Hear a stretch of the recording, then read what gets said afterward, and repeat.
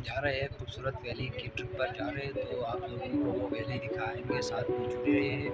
तो यहाँ से आगे खूबसूरत नज़ारे भी होते हैं वो आप लोगों को दिखाएंगे। और ये थोड़ा मेरे एक साइड पे आप लोग देख सकते हो मंदिर छत, ये देखो जी। तो चलिए जी।